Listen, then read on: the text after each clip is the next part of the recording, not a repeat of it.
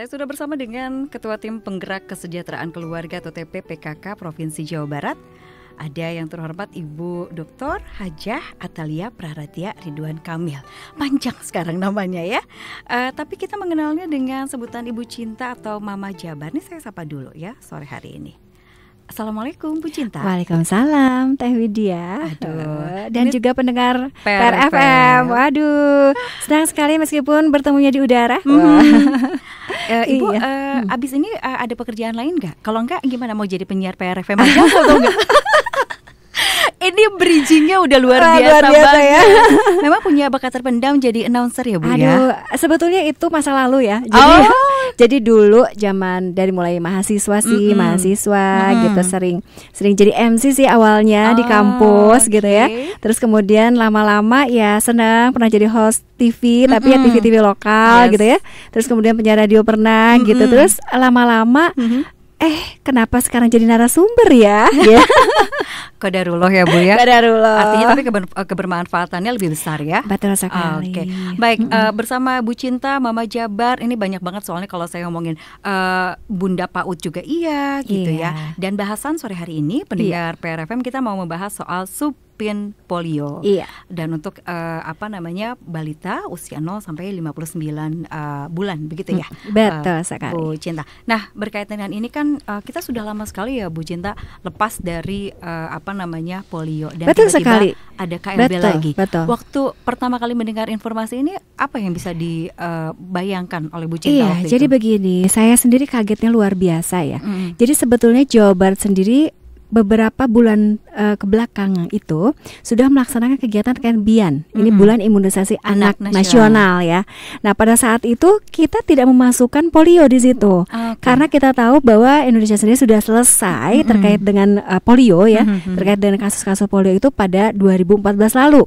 Jadi Indonesia dinyatakan bebas polio begitu. Clear sudah dan bahkan 2016 itu dihanguskan semua vaksin yang ada begitu ya. Untuk imunisasi itu sudah dihanguskan. Nah, tapi apa yang terjadi begitu ya? Ternyata kasus ditemukan. Sebetulnya beberapa bulan yang terakhir ini juga ditemukan di Aceh. Ya, pada saat itu ada kasus ditemukan, kemudian langsung semua bergerak begitu ya untuk kemudian melakukan supin polio juga di sana. Nah, tapi kemudian kita juga kaget. Tapi waktu itu kan tidak terlalu terdengar ya. Kasus ini saya juga baru tahu setelah kenyataannya di Jawa Barat pun ada begitu. Nah, pada waktu itu saya ingat sekali satu hari setelah tanggal 14. Jadi tanggal 14 itu ditemukan kasus polio pertama di Jawa Barat ya. Nah, kasusnya ini memang sudah lumpuh layu. Jadi anak ini sudah mengalami kecacatan begitu ya. Nah, pada waktu itu di Purwakarta kejadiannya dan kemudian langsung semua bergerak dengan sangat cepat. Ini saya apresiasi luar biasa ya, teman-teman dinas kesehatan, terus kemudian juga Kemenkes gitu ya, langsung didampingi gitu dari pusat dan stakeholder itu langsung bergerak cepat. Bahkan langsung arahan dari Pak Gubernur kita langsung dinyatakan KLB. Ini kejadian luar biasa. Jadi ada satu kasus pun itu menjadi kejadian luar biasa. Nah, ternyata dicek ulang orang-orang yang sekeliling dari si anak, ternyata dari 30 anak ada 7 anak yang juga positif. Bayangkan. Nah, anak-anak ini terlihat tidak apa-apa begitu ya. Dia terlihat sehat. Nah, jadi menunjukkan bahwa polio ini bisa menyebar dengan sangat mudah dan bahkan bisa tidak terlihat begitu. Nah, sementara anak-anak yang tidak terlihat yang ini, yang positif ini, dia bisa menularkan kepada anak lain gitu, mentransmisikan istilahnya gitu ya, mentransmisikan penyakit ini kepada anak-anak lainnya. Jadi kebayang kenapa kita sebut kejadian luar biasa? Karena ketika satu anak kena, artinya lingkungannya itu harus berhati-hati. Karena penularannya ini sangat cepat begitu ya, dan sangat mudah. Nah, itulah kenapa kemudian ketika kasus ini muncul langsung semua bergerak cepat gitu ya, apalagi ditemukan tadi ada 7 anak lagi gitu yang positif, langsung kita buat langsung bekerja keras semuanya begitu. Langsung beberapa hari setelah itu dikumpulkan semua stakeholder dari 27 kota kabupaten, kemudian kita langsung bergerak. Nah, itulah kenapa kemudian pada tanggal 3 kemarin itu langsung kita bersama-sama serentak se-Jawa Barat melaksanakan supin polio. Nah, ini selama 12 hari begitu ya, sampai dengan tanggal 15 ini nanti kita akan lakukan ini ya. Ya, diharapkan adalah mudah-mudahan ini adalah menjadi salah satu cara begitu ya untuk kita menghindarkan diri khususnya pada anak dan keluarga kita dari bahaya polio begitu. Oke, satu kasus saja sudah ditetapkan sebagai KLB. Sebetulnya polio itu apa sih, Bu Cinta? Jadi polio itu adalah infeksi ya, infeksi yang kemudian infeksi ini masuk ke dalam tubuh seseorang ya, yang kemudian infeksi ini menyebabkan infeksi ini membawa virus kan, berasal dari virus yang kemudian dia menyebabkan dia menyerang otak, menyerang saraf. Nah, menyerang saraf ini yang menyebabkan saraf menjadi tidak berfungsi dengan baik untuk fungsi tubuhnya. Jadi nanti tubuhnya itu bisa lumpuh, bahkan bisa menyebabkan kematian. Nah, yang menjadi kendala adalah, yang menjadi sesuatu yang harus kita garis bawahi adalah penyakit ini tidak ada obatnya. Itulah kenapa imunisasi itu penting sekali. Antisipasi berarti Antisipasi, betul. Baik, kalau kita lihat kan kalau balita itu punya yang namanya KMS ya, Bu Cinta. Betul sekali, betul. Nah, kadang-kadang kan ibu-ibu juga ini vaksin apa, Betul. Seharusnya kan juga polio kan masuk di situ, tapi masih banyak juga kemudian ibu-ibu yang merasa atau sudah cukup gitu. Jadi tempat-tempat terpencil kan begitu ya, Bu ya. Betul. Jadi itulah kenapa kemudian kita harus terus dan tidak pernah berhenti untuk mensosialisasikan kepada warga masyarakat begitu ya, khususnya para orang tua begitu ya. Kita tuh sebetulnya sudah menginformasikan ini dari semenjak ibu masih dalam keadaan mengandung ya. Si anak masih dalam kandungan, ibunya dalam keadaan hamil gitu. Kita ingatkan ibu jangan lupa ya imunisasi itu, imunisasi dasar tuh ada 5 ya. Dari mulai BCG, hepatitis, DPT, polio termasuk juga MR ya. Nah, jadi kita selalu informasikan itu, tapi ya itu tadi karena kan itu harus istilah Sundanya leken, harus terus gitu, continue gitu ya. Untuk polio aja itu kan berulang ya. Jadi ini ada 1 bulan OPV 1, 2 bulan OPV 2, 3 bulan OPV 3, 4 bulan OPV 4 dan juga IPV 1. Terus kemudian 9 bulan IPV 2. Jadi memang berulang. Nah, inilah yang kemudian menyebabkan biasanya orang tua teh hoream. Ya belum juga ya DPT dan lain. Ada beberapa imunisasi yang dilakukan berulang ya. Nah, itu biasanya orang tua tuh kadang-kadang sudahlah gitu. Apalagi kita ada kendala sebetulnya di Jawa Barat, Teteh. Saya cerita dulu sedikit ya. Jadi sebetulnya kasus KLB ini bukan kasus pertama ya di tahun ini. Beberapa bulan kemarin juga muncul kasus DPT juga, maksudnya kasus difteri. Nah, ini kasus difteri yang ditemukan di Garut itu loh. Ya, ditemukan di Garut juga sama seperti itu. Nah, kenapa terjadi? Itu ternyata ada satu wilayah atau beberapa wilayah yang mereka melakukan penolakan ya. Jadi sebenarnya begini, ada yang harus kita sepakati bersama gitu ya, bahwa ketika sebuah kasus terjadi, misalkan karena kelalaian orang tua, saya katakan begitu ya. Jadi kadang-kadang anaknya mah udah nggak ngerti apa-apa gitu ya. Biasanya orang tuanya nih, apakah pada saat mau disuntik gitu ya, atau diberikan dalam bentuk oral gitu, tiba-tiba anaknya dalam keadaan sakit misalkan, atau karena kepercayaan tertentu tidak mau diimunisasi misalkan seperti itu. Nah, ini kan yang berbahaya sebetulnya bukan untuk si anak sendiri. Tadi saya katakan ada transmisi dari si anak yang bisa saja itu menyebar kepada teman-teman, lingkungan, bahkan juga keluarga gitu ya. Nah, jadi penolakan ini masih kerap terjadi. Jadi kita tuh ada 2 masalah sebetulnya yang terbesar yang menonjol menurut saya begitu loh, tapi dia yang pertama adalah kaitannya dengan aksesibilitas. Jadi akses untuk ke pelayanan kesehatan tidak semuanya mudah gitu ya. Mungkin kalau di kota besar mah udah dekat sekali gitu ya. Masa sih gitu, bahkan saya dekat ini sebelahan rumah itu adalah Posyandu misalkan gitu ya. Tapi di tempat-tempat lain itu kan ke pelosok, belum tentu ya. Itu satu. Nah, yang kedua tadi penolakan. Nah, maka ini adalah momentum kita bersama. Saya merasa bahwa cakupan dari supin polio ini kan sangat luas ya. Banyak sekali target sasaran anaknya. Jadi ada 3,9 juta bayangkan anak yang menjadi sasaran untuk supin polio, bayangin di Jawa Barat. Nah, bagaimana kita bisa melakukannya? Tentu saja ini harus kolaborasi, terutama ya terima kasih banyak di PRFM nih ya, membantu untuk mensosialisasikan kepada masyarakat. Karena itu tadi masyarakat tuh kadang-kadang begini, saya bilang kalau untuk urusan imunisasi saya bilang ya, atau vaksinasi atau apapun itu kasih tahu aja lah yang jelek-jeleknya dulu, saya bilang. Makanya saya kemarin memberikan urgensi ya Bu ya, urgensi dia mau ya. Gini, kadang-kadang gini mereka tuh apaan sih ini lagi buat apa sih? Iya. Nah, maka yang dimunculkan adalah ya ini akibatnya gitu loh. Jadi kenapa saya munculkan dulu nih kasusnya dulu ya, baru kemudian nanti kita sampaikan kenapa dan bagaimana cara menghindarinya itu seperti itu ya. Bahasa komunikasinya begitu. Oke. Nah, jadi kenapa? Karena orang tuh harus kaget dulu gitu. Aduh, aku nggak mau anak aku seperti itu. Jangan sampai. Ya baiklah, saya akan datang ke posyandu misalkan begitu ya. Ya. Nah, jadi itu yang kita lakukan saat ini gitu. Jadi sehingga masyarakat aware dulu. Oh betul ya ada polio. Oh bisa kayak begitu ya sakitnya. Oh ternyata polio tidak bisa disembuhkan. Iya kalau dia sudah cacat mau bagaimana, nggak bisa sembuh dia. Nah maka sudah terlambat. Nah maka ibu-ibu ini mau seperti apa nih, membiarkan anaknya seperti itu atau cuman tinggal ditetes doang loh, 2 tetes saja. Masa sih nggak mau gitu ya. Nah sekarang alhamdulillahnya Teh, karena kita ini kan oral ya, diberikan imunisasinya tuh secara oral. Ini ibu-ibu happy. Ya tidak seperti pada saat nggak ada drama pada saat kasus difteri itu kan harus suntik itu mereka agak-agak wah drama sekali ya kan. Nah tapi kalau ini tuh enggak, jadi wah happy lah. Jadi alhamdulillah selesai. Ya, jadi alhamdulillah untuk kaitannya dengan capaian juga sangat signifikan. Ini hari ke-7 hari ke-8 ya itu sudah mencapai 82%.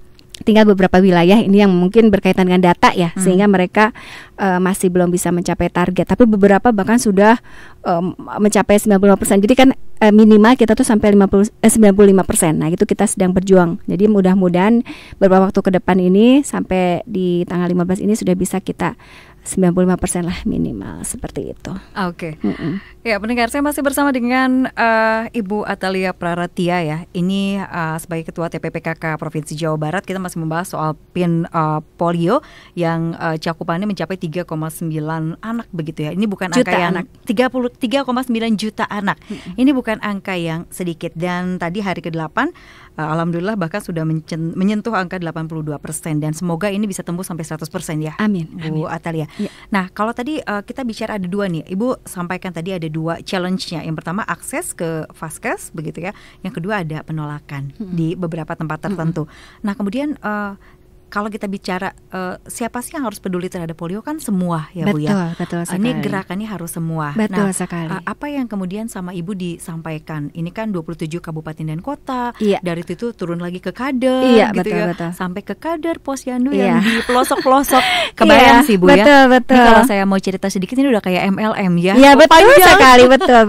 Dari atas sampai ke bawah. Tentu bukan pekerjaan yang mudah. Tapi artinya benang merah apa sih Bu selain tadi? Saya pasti akan menyampaikan ini kalau nggak begini loh gitu, sehingga orang tuh urgent harus imunisasi, harus vaksin begitu. Apa yang terus menerus atau benang merah apa yang Ibu sampaikan sehingga program ini dari hari ke hari, waktu ke waktu ini bisa stabil, konstan sehingga kita tidak menemukan lagi kondisi seperti ini. Bu Cinta. Tentu begini, Teh Widya, yang pertama yang harus kita lakukan adalah memberikan pengetahuan dulu kepada masyarakat terkait dengan peran penting mereka ya, kaitannya dengan bagaimana agar supaya penyakit ini tidak terus meluas seperti itu. Ya tentu dengan cara apa? Nah ini saya sampaikan kepada seluruh stakeholder. Jadi yang kita lakukan adalah kolaborasi. Semua harus merasa berkepentingan ya. Apalagi ini kaitannya dengan kesehatan masyarakat. Urusan kesehatan bukan urusan satu dinas saja loh sesungguhnya. Dia berkaitan dengan semua dan tidak hanya orang tua, semua gitu bersama dengan lingkungan. Nah maka di awal ini kita berkolaborasi bersama-sama, kemudian menyusun strategi perencanaan agar supaya betul-betul kejadian luar biasa ini bisa kita atasi bersama-sama seperti itu ya. Nah kemudian stakeholder ini kan macam-macam ya. Di kami itu yang langsung berkaitan erat tentu saja Dinas Kesehatan ya, di bawah Kemenkes. Kemudian juga kita punya DPMD, kita DPMD itu Dinas Desa ya. Kemudian kita juga punya Dinas Pendidikan, karena di bawah Dinas Pendidikan ini ada PAUD nih ya, ada PAUD, ada TK di situ ya. Ya itulah kenapa kemudian kita perluas nih. Biasanya yang namanya fasilitas kesehatan yang bisa diakses oleh warga masyarakat itu hanya di fasilitas kesehatan umum ya saja, seperti misalnya rumah sakit, kemudian puskesmas, termasuk posyandu saja. Nah, tapi sekarang diperluas, maka mereka bisa melakukan imunisasi ini di PAUD, TK dan SPS. Nah, jadi ini kita perluas seperti itu, dan alhamdulillah ini sekolah-sekolah juga turut serta berpartisipasi aktif begitu ya, sehingga ini bisa kemudian kita berkolaborasi bersama-sama dengan lebih baik. Nah, kemudian tentu yang paling penting adalah juga urusan komunikasi ya. Jadi tadi kalaulah urusan kaitannya dengan penyampaian kepada masyarakat menjadi sangat penting begitu ya. Ini juga saya kira patut untuk kita dorong gitu. Jadi kita nih kolaborasinya kan Pentahelix, kita selalu mengatakan gitu ya, ABCGM. Jadi semua akademisi ikut ulu biung ya, pebisnis juga ulu biung, karena ternyata alhamdulillah ya, yang namanya vaksin polio ini kita dapatkan dari Bio Farma gitu ya. Nah, jadi maksudnya kita masa sih gitu ada Bio Farma di kita terus kita nggak bisa mengentaskan betul. Harus dikentaskan gitu masalah ini tuh, masalah polio.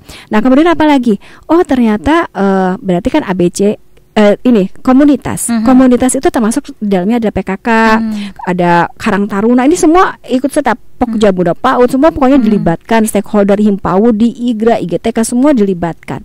Nah, kemudian termasuk juga di dalamnya ada government tentu saja dan juga media. Nah, jadi ini kita semua berkolaborasi. Nah, termasuk di PKK, saya sebagai ketua PKK dan juga Bunda PAUD Provinsi Jawa Barat. Saya menginstruksikan. Contohnya di PKK ini sebenarnya di Jawa Barat ini luar biasa loh, Teh Widya. Jadi kami ini se-Jawa Barat ini itu ada sekitar 1,5 juta kader. Dan kader-kader ini adalah sampai ke kader Dasar Wisma. Kader Dasar Wisma itu biasanya adalah 10 rumah ya, didampingi oleh 1 rumah gitu ya. Itu adalah lebih ke kaitannya, lebih banyak sih sebetulnya kaitannya dengan kesejahteraan dan kesehatan masyarakat. Misalkan misalkan kader Jumantik juga bisa ikutan. Terus yang kemudian ngegeret-geret ibu-ibu, ngegedor-gedor pintu, ayo kita ke Posyandu gitu-gitu ya, seperti itu. Nah, itulah kenapa kita juga punya 3 fungsi. Jadi sebetulnya kalau Teh Widya tanya, fungsi PKK apa sih? Sebenarnya kita cuma punya 3 loh. Nah, tapi 3 ini ya luas banget gitu ya. Yang pertama pendataan. Maka tugas kami kaitannya dengan Supin Polio adalah membantu pemerintah ya untuk melakukan pendataan. Jadi kita cek ulang kembali target sasaran di masyarakat, apakah memang sesuai dengan data yang sudah ada ataukah bahkan lebih atau bisa jadi kurang gitu kan, pendataan. Yang kedua yang dilakukan adalah fungsi kedua adalah penyuluhan atau penyampaian edukasi kepada masyarakat. Nah, itu biasanya kader itu keliling juga gitu ya. Kemudian mereka ada di posyandu, mereka menginformasikan kepada masyarakat dan lain terkait dengan ini. Ya, jadi fungsi mereka adalah mereka belajar dulu ya. Mereka belajar dulu dari teman-teman Vaskes, teman-teman tenaga kesehatan ya dari Vaskes yang ada. Kemudian mereka sampaikan lagi kepada masyarakat supaya memang informasinya benar. Nah, kemudian yang ketiga adalah fungsi penggerakan. Ini juga cukup penting karena mereka akan menjadi pendamping-pendamping di masyarakat. Kemudian juga mereka yang jemput bola gitu ya. Jadi saya sampaikan ini kalau ada sasaran misalkan 30 anak, maka pastikan 30 anak itu sudah melakukan imunisasi. Nah, jadi saya kira ini yang kita lakukan. Nah, belum lagi kita ada kerjasama dengan Karang Taruna gitu ya. Kita kerjasama dengan Pokja PAUD dan lain. Jadi kita sama-sama bergerak bersama, karena tidak bisa sendirian untuk urusan seperti ini. Belum lagi kita juga bekerja sama dengan tokoh masyarakat, ada tokoh agama gitu ya, akademisi dan sebagainya supaya menenangkan masyarakat gitu bahwa ini tuh halal loh gitu. Vaksinnya tuh halal, kemudian juga dia aman bagi anak-anak begitu ya, dan kemudian ini melindungi begitu, seperti itu. Baik, ini sudah banyak yang ingin ikut bertanya juga kepada Bu Cinta ini terkait dengan Supin Polio. Tapi kita izin dulu ya Bu ya, kita izin dulu break dulu sesaat pendengar. Untuk Anda juga yang ingin bergabung sore hari ini ikut bertanya juga kepada Bu Cinta. Bahasan kita hari ini adalah soal Supin Polio. Tadi sudah dijelaskan ya bahwa tidak cuma masalah KLB-nya, tetapi apa yang harus kita lakukan untuk mencegah polio ini atau mencegah kejadian ini terjadi kembali. Anda bisa sampaikan pertanyaan Anda pendengar di 081 881 1075. Kita tadi bicara off air seputar bagaimana sih seharusnya kita bersikap begitu ya menghadapi hal-hal seperti ini. Nah, ini juga ada beberapa pertanyaan, tapi sebelum kita ke pertanyaan, Bu Cinta izin dulu. Kalau bicara soal perilaku yang tadi kita bahas begitu, apa sih yang paling simpel yang harusnya bisa dilakukan oleh masing-masing ibu di dalam sebuah keluarga agar virus ini tidak menjangkiti begitu? Jadi tentu begini, Teh Widya. Tentu yang pertama adalah kaitannya dengan perilaku hidup bersih dan sehat ya. Kita sebut PHBS. Jadi ini banyak sekali masyarakat yang sebetulnya kita sudah belajar di masa COVID lalu ya, bagaimana cuci tangan pakai sabun. Betul. Gitu ya. Karena ternyata penularan daripada virus polio ini, jadi polio itu adalah infeksi yang disebabkan oleh virus polio yang dia menyerang saraf, yang kemudian bisa mengakibatkan kelumpuhan permanen dan juga kematian. Lah itu bahasanya ya. Jadi kebayangnya adalah kalau kita tidak melakukan proteksi, maka ya kita bisa kena. Maka bagaimana cara memproteksi adalah tentu perilaku hidup bersih dan sehat. Cuci tangan pakai sabun itu sebenarnya banyak ya, dari mulai memberikan ASI eksklusif dan lain. Tapi kita garis bawahi itu, termasuk menggunakan jaman sehat, menggunakan air bersih gitu ya. Nah, jadi ternyata virus ini itu masuk lewat mulut gitu. Jadi melalui tangan yang kotor gitu. Tangannya nggak bersih, dia masuk. Jadi penularannya itu ya melalui mulut. Jadi kita sebut oral fekal. Jadi melalui mulut. Jadi dari tangan, kemudian juga dari air, dari makanan, dari minuman, dan juga hal-hal yang tidak bersih di sekitar kita gitu.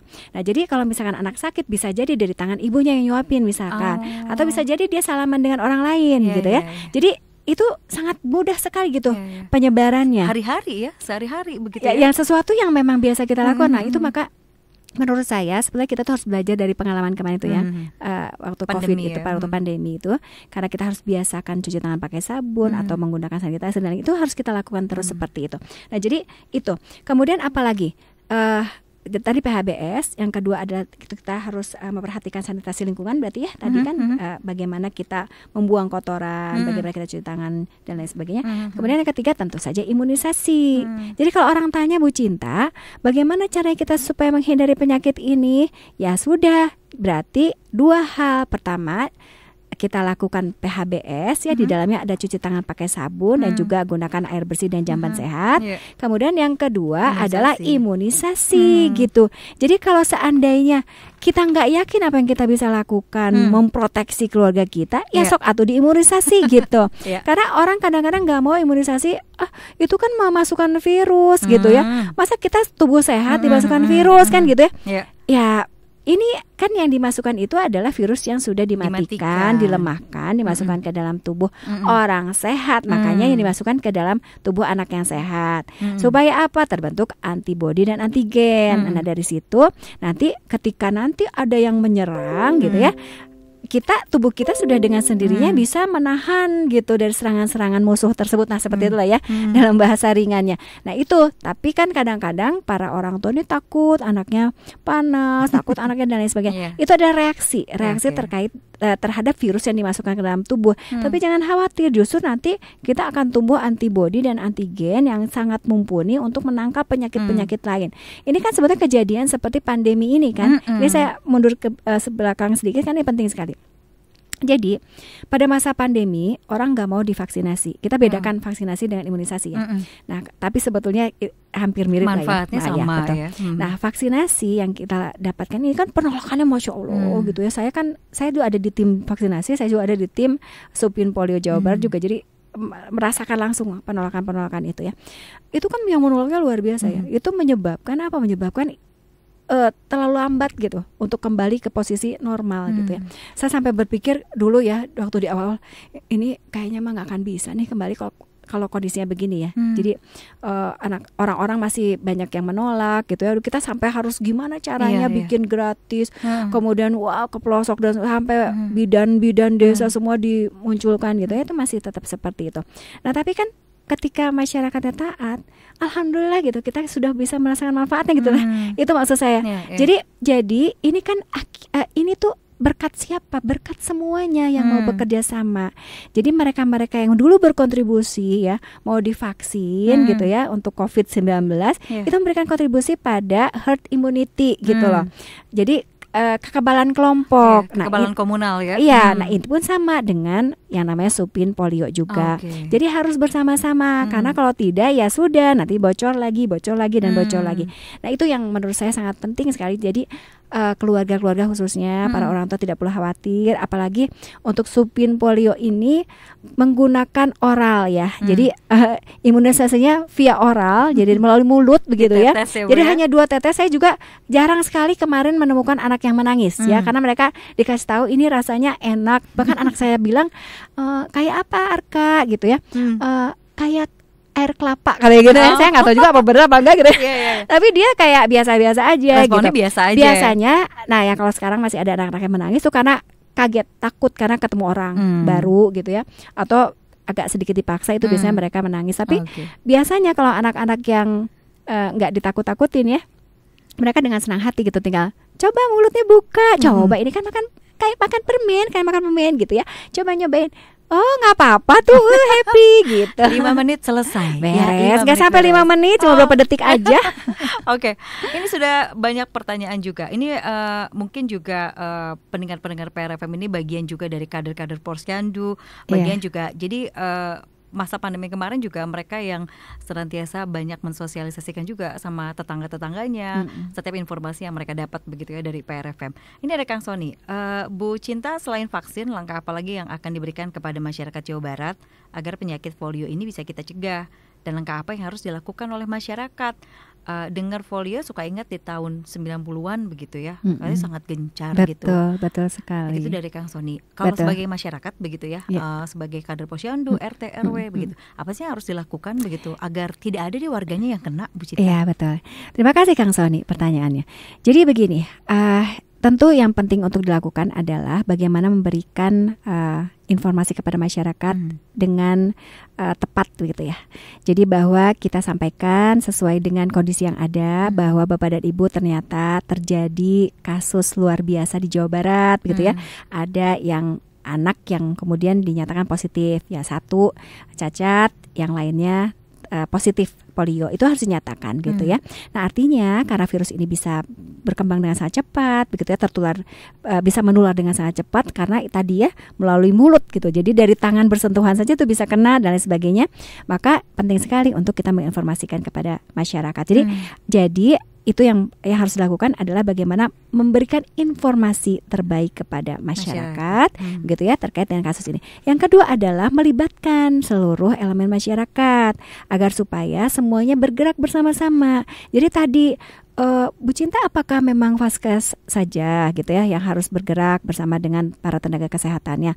Oh tentu tidak gitu, tapi seluruh elemen, bahkan jejaring ya dari Pak Kadesnya, termasuk kader PKK-nya, kader Posyandunya, kader TPK-nya, banyak sekali kader di masyarakat yang juga turut serta harus ulu biung begitu ya.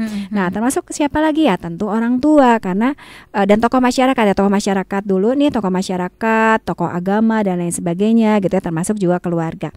Nah keluarga menjadi kunci gitu. Bagaimana caranya supaya mereka mau? Ya sampaikan tadi yang saya sebutkan di awal. Nah tapi kemudian apa?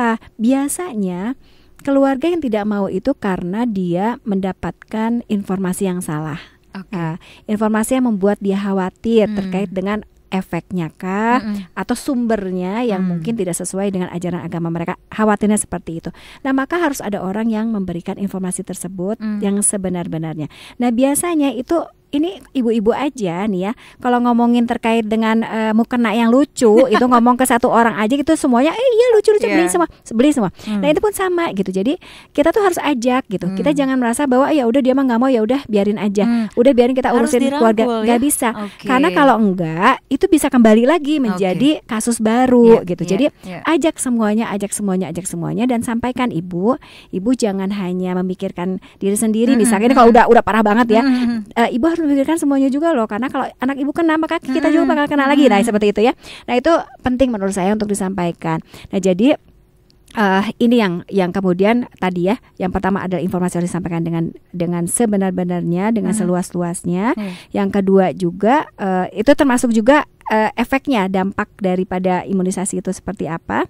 Apakah misalkan apakah imunisasi ini bakal panas atau tidak dan sebagainya, itu harus disampaikan. Yang kedua adalah kolaborasi supaya kegiatan supin polio ini bisa maksimal kita capai gitu dengan cara semua terlibat, semua ulu biung seperti itu. Baik, jangan sampai ada celah lagi begitu ya, Bu Cinta ya. Oke. Itu kenapa tadi Bu Cinta menjawab bahwa masyarakat ini juga harus bisa menggerakkan elemen masyarakat yang lain untuk bergerak bersama. Kemudian ada Kang Mamat. Selamat siang, Teh Wit, Ibu Jabar, salam santun dari Desa Mangunjaya, Kecamatan Arjasari. Dulu ketika saya kecil, pas waktu mau divaksin polio sambil diberi bubur kacang hijau dan susu.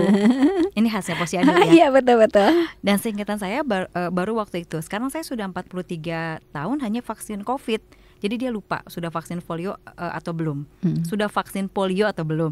Nah, apakah penyakit polio itu bisa kembali lagi di usia 43 tahun gitu? Jadi dia takut tertular. Takut tertular ya. Jadi menurut informasi yang saya dapatkan bisa. Hanya yang reaksinya yang beda mungkin ya Bu? Biasanya begini, mungkin reaksi tubuh orang dewasa berbeda dengan reaksi anak-anak begitu ya.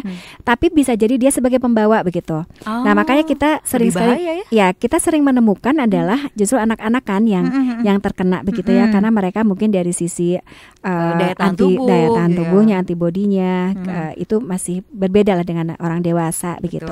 Nah, itulah kenapa kemudian vaksin polio ini penting dan kita khususkan dulu bagi anak-anak.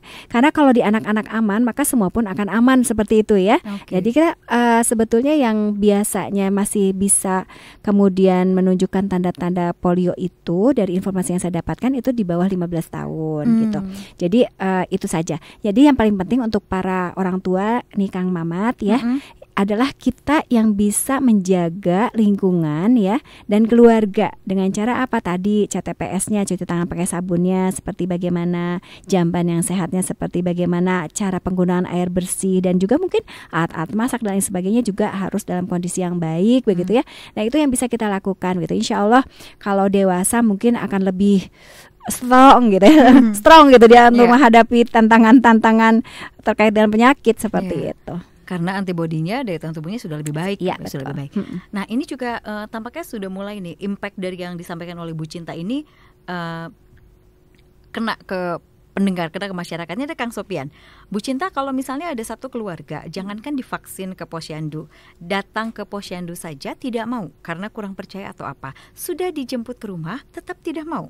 Solusinya harus gimana Bu Cinta? Sekarang kan kader bisa datang ya Bu ya? Betul sekali, betul. Karena justru apalagi karena kita menggunakan oral, imunisasi oral, itu bahkan kita bisa jemput bola dan dilakukan di tempat, di lokasi ya. Asal kita memang oleh tenaga kesehatan atau oleh kader yang sudah terverifikasi ya, tersertified lah begitu.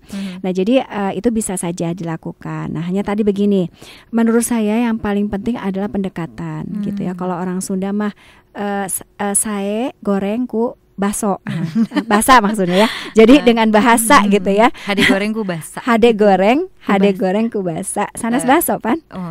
Nanti jam 6 Bu. Nah, jadi maksudnya gini, memang harus lakukan pendekatan. Itu tadi saya sih berharap bahwa ini seluruh lingkungan itu membantu.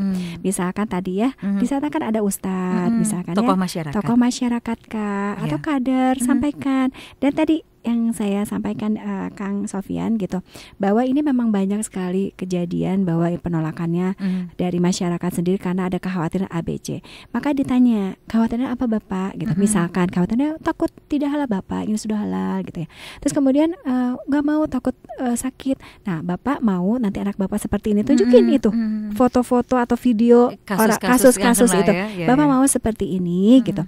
Dan Bapak tolong, tadi yang ketiga itu saya sampaikan adalah Bapak, ini itu adalah tidak hanya untuk anak Bapak, tapi untuk kami semuanya. Nah, kami juga nggak mau ketularan Bapak. Nanti kalau anak Bapak kena ya, kemudian kita kami ketularan. Seperti apa Pak? Jadi ini mah Bapak harus paham terkait itu. Nanti insya Allah lah. Saya sih merasanya kok optimis ya. Kalau orang diajak ngobrol gitu, disampaikan, apalagi oleh para tokoh, apalagi mungkin oleh sepuhnya gitu, orang tuanya, insya Allah mungkin mereka pasti akan luluh gitu ya. Seperti itu.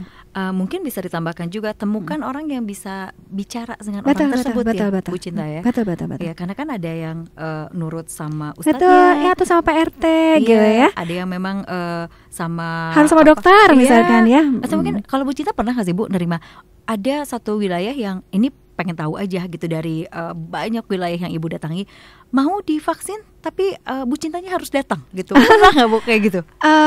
Nggak sih, nggak ya. Nggak ada. Artinya memang komunikasi nggak ada. Hanya memang waktu itu saya masuk ke, karena saya nggak tahu, saya belum pernah tanya itu gitu ya. Tetapi pada waktu itu saya datang ke satu wilayah, saya dibisiki, Bu, ini wilayah yang menolak. Itulah langsung saya muncul di situ. Saya tanya, saya sampaikan dulu nih, Bapak Ibu nih kasusnya begini ya. Sekarang acung ya, saya bilang gitu. ada yang waktu difteri ini yang karena kalau waktu polio ini lebih mudah sebetulnya ya. Karena sudah ada sebelumnya. Iya betul, karena ada itu. Nah waktu itu saya tanya, ibu-ibu ini masih ada yang menolak ngacung gitu. Ada yang ngacung, jadi nggak jadi gitu. Ada ngacung nggak jadi gitu. Terus oke, kalau nggak ada tanya dulu nih. Kalau ada saya tanya kenapa gitu kan ya. Terus tapi akhirnya mereka paham. Oke, saya tanya lagi ya semua ya. Saya tanya, semuanya mau anaknya untuk sehat mau, mau diimunisasi mau gitu Bu. Nah akhirnya semua sama-sama sepakat. Oke, kita komitmen ya semua yang datang di sini harus mau anaknya diimunisasi. Siap semua siap gitu. Kalau ada yang nggak mau lapor gitu. Nah itu wah mereka kayak yang semangat banget gitu. Nah jadi orang tuanya sendiri itu saya bicara langsung sama orang tua. Jadi memang anak-anaknya dikumpulkan di satu tempat, orang tuanya dikumpulkan di satu tempat, tapi banyak banget sedesa mungkin itu. Nah jadi menurut saya efektif sekali hal seperti itu ya. Dan alhamdulillahnya setelah itu saya dapat informasi Bu semua mau gitu. Jadi memang harus turun sih gimana ya.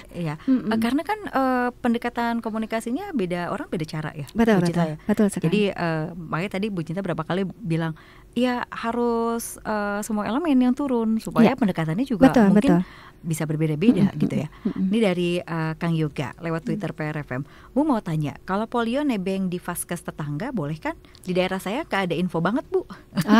Boleh banget. Boleh ya? Boleh. Jadi kan kita kan punya KMS anak ya. Kartu menuju sehat.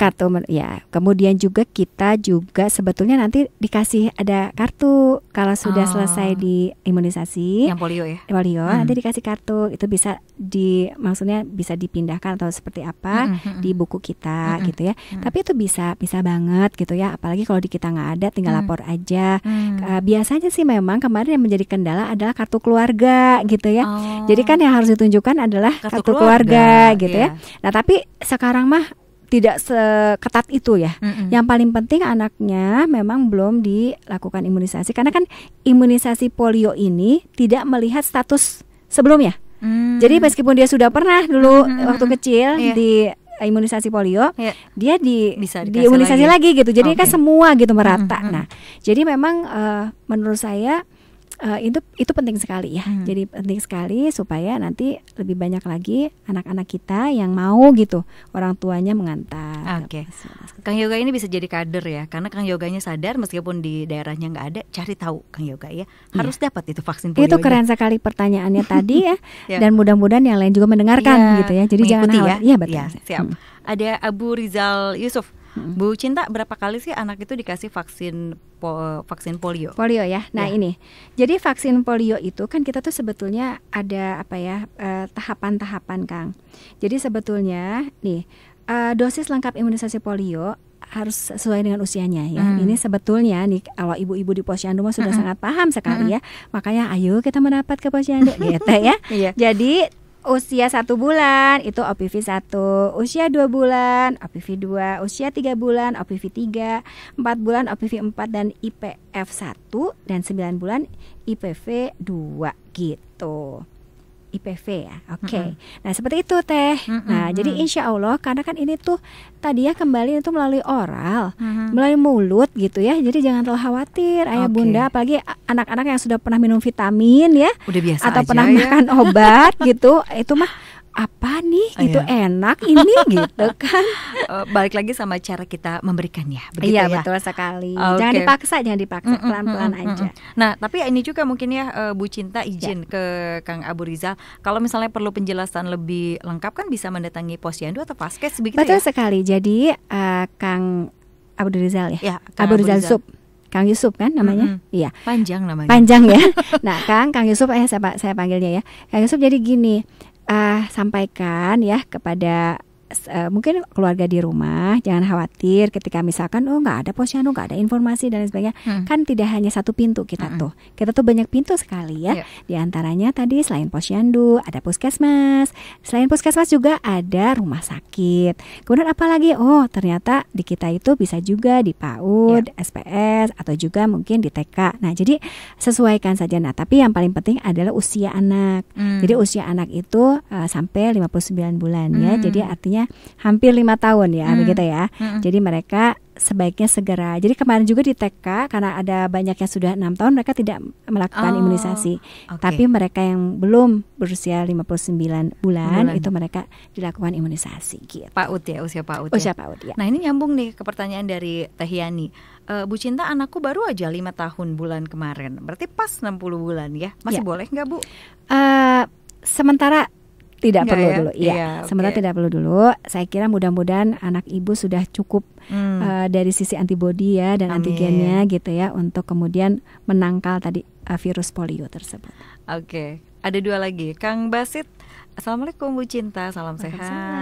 Mau tanya tentang polio dan posyandu di daerah pedalaman yang belum terjangkau oleh pihak desa atau kader ibu-ibu PKK. Apakah Bu Cinta sudah pernah kunjungan ke pedalaman yang ada di Jawa Barat? Artinya memang tidak terjamah begitu ya sama posyandu?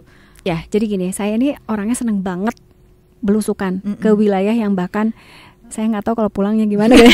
Pokoknya menyasarkan diri itu biasanya menyasarkan diri ya. Itu tercapture Bu di IG-nya Ibu. Gitu. Pokoknya saya kadang-kadang juga itu kemana biarinlah. Pokoknya nanti juga pasti akan menemukan matahari gitu ya. Pasti kita keluar ya. Tapi pada intinya adalah bahwa kita lakukan ini setahap demi setahap ya, bahwa kemudian misalkan sebagian besar itu bisa masuk ke posyandu, itu sangat kita dorong, ke puskesmas sangat kita dorong, rumah sakit sangat, termasuk juga ke sekolah ya, tapi juga kita dorong masyarakat untuk menemukan gitu. Nah, jadi kader-kader itu sekarang digerakkan untuk mereka menemukan keluarga yang anaknya belum diimunisasi.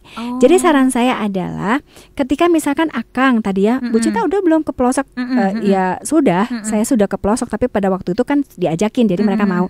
Nah, tapi yang belum terjamah mungkin Kang Basit yang menemukan, maka Kang Basit yang sampaikan kepada ibu tersebut begitu untuk kemudian anaknya diimunisasi. Kalau misalkan waduh jauh banget, colek petugas kesehatannya ya di vaskes tadi. Nah, colek nanti insya Allah bisa didatengin gitu. Tapi kan informasi. Jadi yang paling penting adalah bahwa kita ini harus melakukan keterbukaan informasi gitu ya. Dalam arti bahwa kalau misalkan ada satu kasus ditemukan keluarga yang menolak atau keluarga yang mungkin mereka karena jauh mereka belum melakukan itu, harus ada yang menyampaikan gitu. Harus ada yang menyampaikan, minimal ajak dulu mereka langsung, Ibu ayo saya antar misalkan, saya bawa motor nih, saya antar meskipun jauh gitu ya. Nah, tapi kalau dia nggak mau ya udah nanti ada yang datang ke situ. Tapi yang paling penting informasi tersebut disampaikan ke puskesmas atau ke posyandu begitu. Semoga Kang Basit ini juga bisa menjadi perpanjangan informasi ya Kang ya, supaya tadi daerah-daerah pedalaman yang mungkin belum ada posyandu atau mungkin belum tercatatkan begitu ya, ini bisa informasinya bisa sampai begitu. Betul. Ya, Bu Cinta? Jadi sebenarnya begini Teh Widya dan Kang Basit, Jawa Barat ini punya lebih dari 1.100 puskesmas. Wow. Kita juga punya 52 ribuan posyandu. Nah, permasalahannya tadi ini banyak yang tidak mengakses atau tidak terakses itu karena mereka memang tidak terbiasa untuk datang ke fasilitas kesehatan yang tadi saya sebutkan gitu. Nah, jadi menurut saya ini momentum juga gitu, sekaligus juga supaya mereka jadi bisa mau datang dan mereka nanti tercatatkan gitu ya. Jadi kadang-kadang saya tuh agak khawatir, ya, Bu, betul, ya? Saya tuh agak khawatir nih jangan-jangan contoh ya terkait dengan stunting, dengan kasus stunting di Jawa Barat begitu. Kenapa kok data berbeda-beda gitu ya? Terus kenapa Bu Cinta emang yakin cuma segitu banyaknya? Jangan-jangan ada yang disembunyikan. Saya bilang inilah yang nggak bisa kita prediksi. Jadi data itu kan yang pertama SSG itu kan berarti dari survei.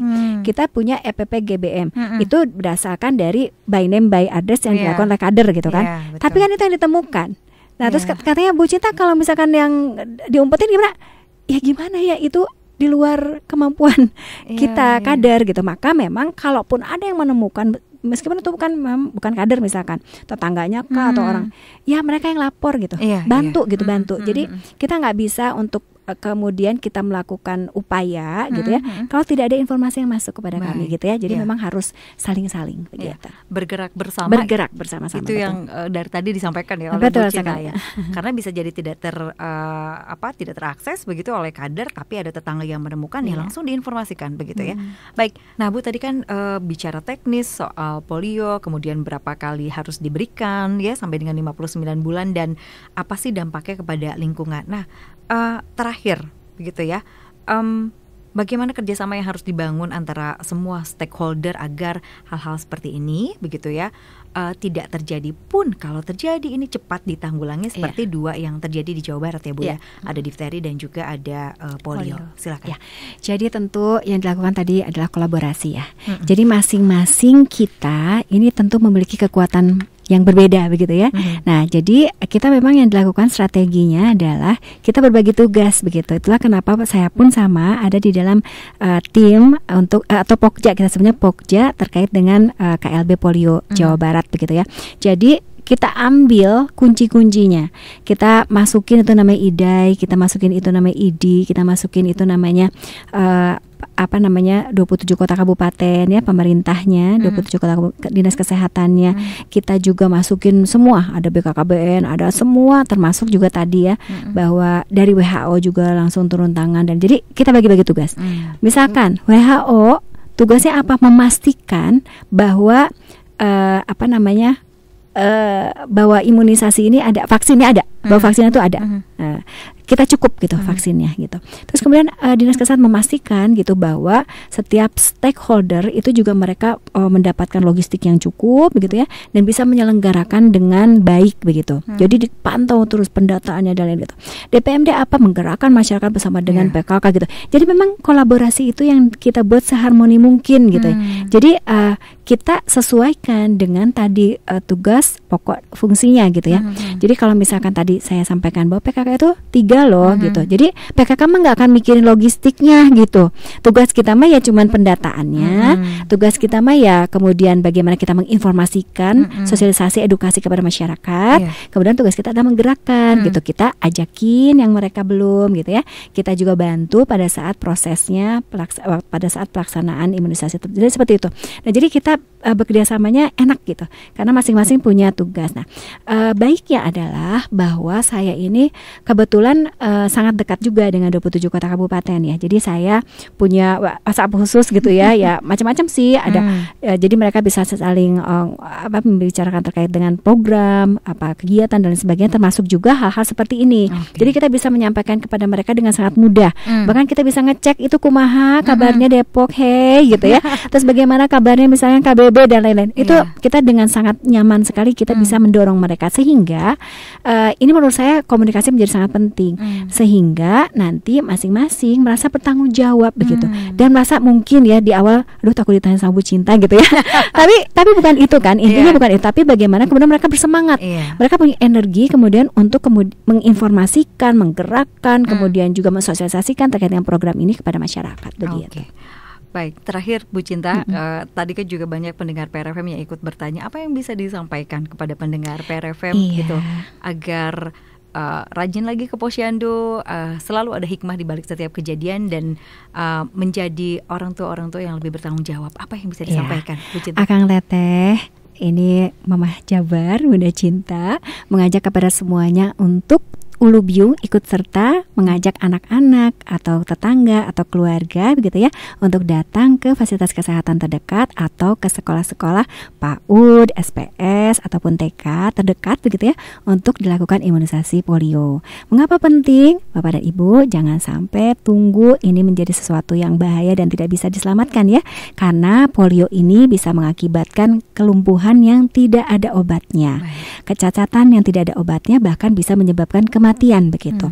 Nah, oleh karenanya ajak semuanya begitu ya, karena bentuknya pun sangat mudah ya, imunisasi ini melalui mulut, melalui oral gitu ya, sehingga anak-anak akan nyaman begitu. Dan yang paling penting, imunisasi ini adalah diyakini saat ini hanya satu-satunya cara yang bisa kita lakukan untuk kemudian kita melakukan perlindungan bagi keluarga, mencapai herd immunity untuk seluruh masyarakat Jawa Barat. Kita diapresiasi karena kita menjadi yang terdepan begitu untuk melindungi seluruh anak-anak Jawa Barat melalui Supin Polio ini. Yang paling penting adalah anak-anak bisa sehat, cerdas, dan mencapai cita-citanya nanti ke depan. Nah, bagi mereka-mereka yang tentu saat ini masih belum memiliki kemudahan akses ke fasilitas kesehatan, ataukah misalkan mereka-mereka yang saat ini masih menolak bisa dibantu oleh para kader atau mungkin Bapak Ibu yang mendengarkan suara kami saat ini begitu ya, untuk diajak, karena kita tidak ingin anak-anak kita sakit ataukah mungkin dia menjadi penyebab anak lain sakit seperti itu. Jadi yuk kita melakukan imunisasi polio. Baik.